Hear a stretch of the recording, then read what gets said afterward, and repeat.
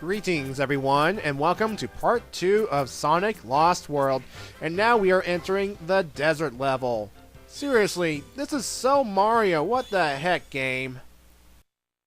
These animals are quite underwhelming. I'm disappointed in you incompetent fools. Violently disappointed. We don't care about your disappointment, Master. Do you care now?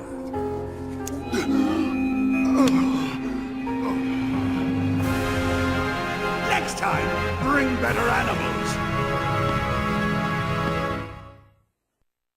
So, Eggman has this shell that, when he blows into it, causes the Zeti great pain, huh? I guess he found a way to keep them in line, huh? I mean, it would be a shame if something were to happen to that shell. I mean, if it were somehow destroyed or lost, then the Zeti could run free, to run amok, cause chaos, and all sorts of trouble. So yeah, good thing Eggman currently has it, or else, well, things would get bad, you know? Now, the official name of that shell is called the Cacophonic Conch, but for the sake of simplicity and its bizarrely magical properties, we're just going to call it the Magic Conch Shell. Come on, admit it. You like that name much better than Cacophonic Conch. And it just rolls off the tongue better, in my opinion. So, here's the thing. Where did Eggman get the Magic Conch Shell, and how did he know to use it on the Zeti? Well, here's the thing. We don't know, really. In fact, there are a lot of unanswered questions about this game, like, what is with this lost text, huh? And what about the Zeti? Where did they come from, They're probably native to the lost text, but we don't really find out anything more than, the Zeti are bad guys, they're the Deadly Six. Yeah, unfortunately, there is not much explanation this time around. I mean, at least in past Sonic games, there's at least some explanation, something that makes sense, like Chaos or the Time Eater. But this game, well, I think the story's one of its weaker points, in my opinion. Now, don't get me wrong, I enjoyed the character interactions in this game. In fact, I believe it's one of the game's saving graces. But what do I know? But the long and short of it, the game's story, it has a lot of unanswered questions. I mean, perhaps some things aren't meant to be answered, but, who knows? I mean, Little Planet, Sonic CD? Unless you are counting the instruction manual, that is. So, yeah. Anyway, here we are. Desert Ruins, Zone 1. I keep wanting to say Act 1, but it's so weird saying Zone instead of Act, you know? It's kind of bizarre. Well, it's just a desert level filled with sand, and quicksand right there. You get into that brown quicksand, well, you can try and make it out of there, but if you get into that hole, you're pretty much dead. There are giant sandworms in the area, and as far as I'm aware, in the 3D sections at least, they cannot hurt you unless they are puking out this purple goo, and yeah, the purple goo can hurt you, obviously.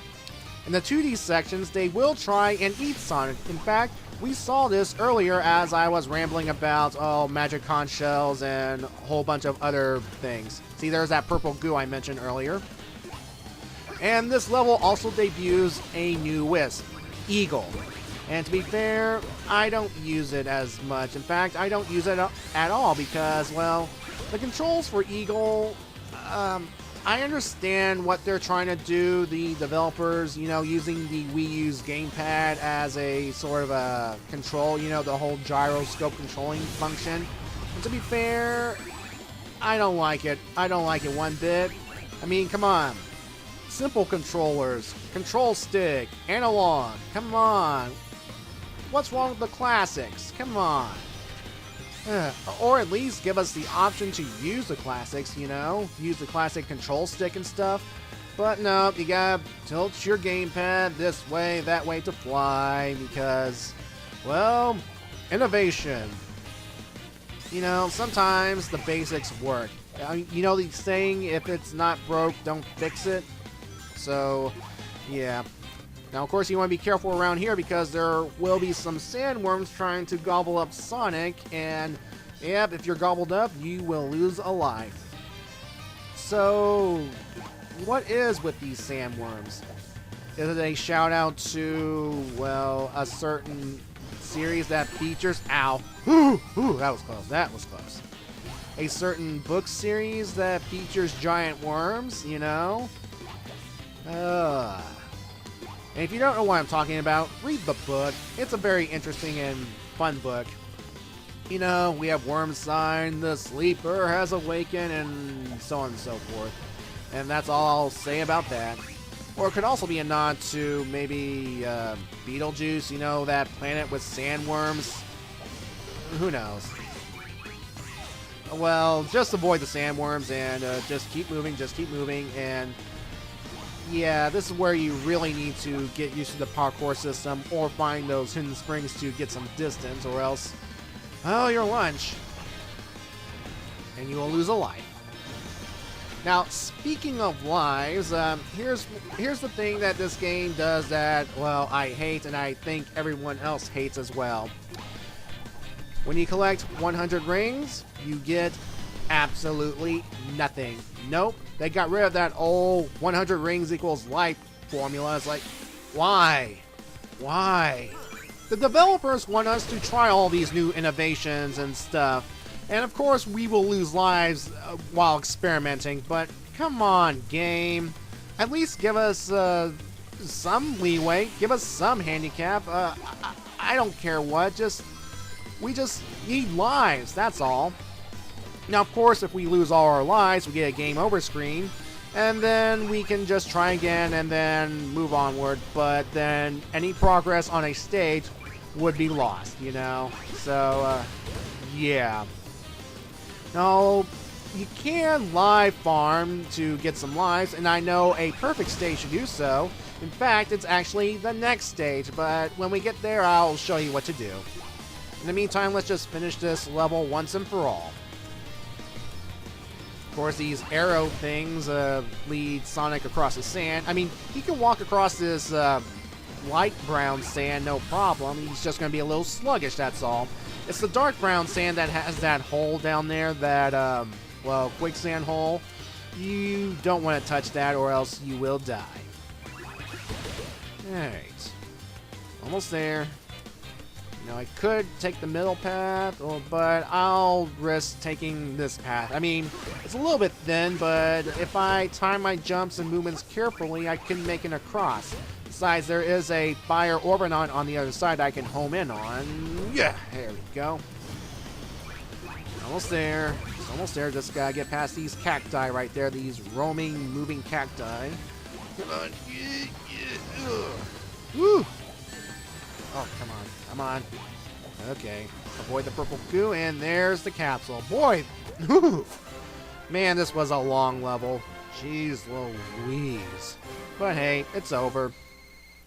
Now, like I said, folks, for every world, we have to face one member of the Deadly Six. Twice.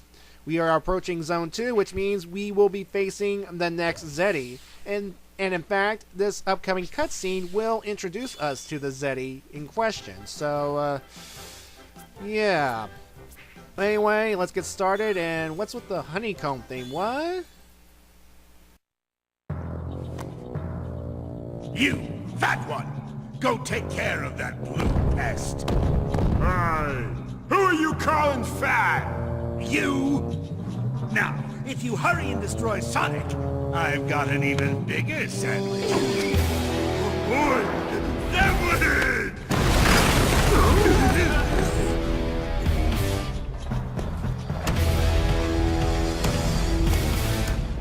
Oh, help me. Meet Zomom, our next Deadly Six member that we get to beat up. And what's this? I thought we were in a desert. What's with all the forest and the foresty things? Yeah.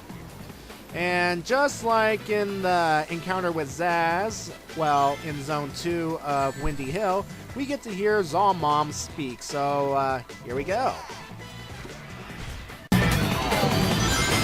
him run and making me hungry. I hope he gets here soon. Nothing is bad. I tenderize him. Boy, Zalmom loves to eat, huh? Anyway, this area right here, this zone, is primarily, well, the best way to describe it, a Mach Speed section.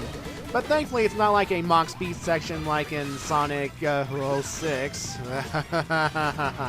It's much more manageable. I mean, sure, you have to turn to make sure you get on certain platforms or else you'll die. And, yeah. Wow, he's moving awfully quick. I know fast food's not good for you, but it'll take never hurt it. Whatever, Zalmom. Anyway, coming up is a nice little section where you can actually farm for lives if you know what to do. These flowers that you get spit out of are actually checkpoints.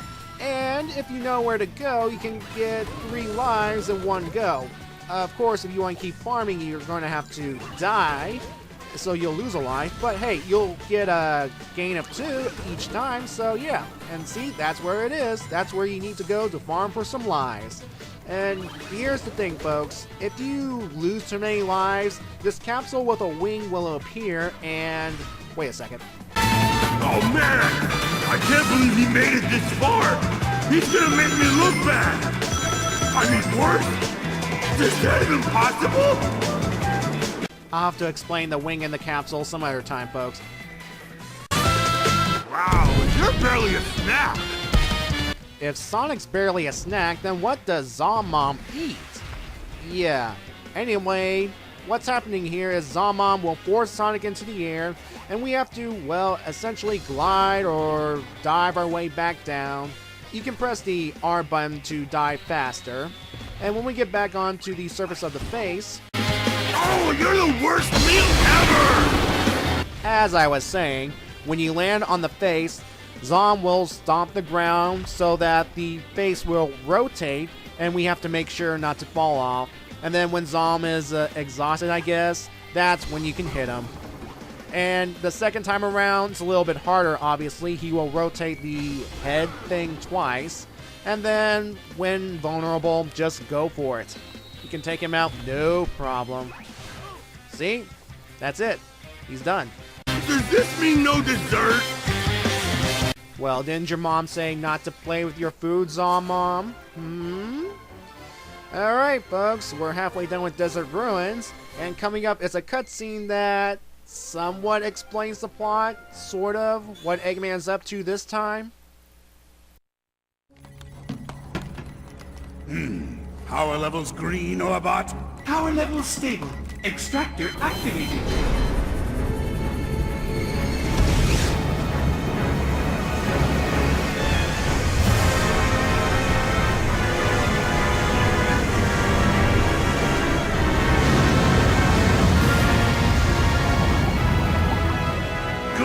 Good.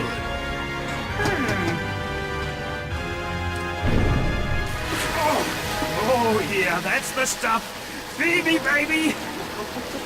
I'm feeling stronger by the second. Levels fluctuating. Reaction unstable. Better shut it down quick, boss, or it will lock into overload. Shut it down. Why'd you stop, boss? I felt great! The machine is unstable. We just want to borrow some of the planet's energy. We don't want to destroy it. Speak for yourself. Interesting. See you in part 3.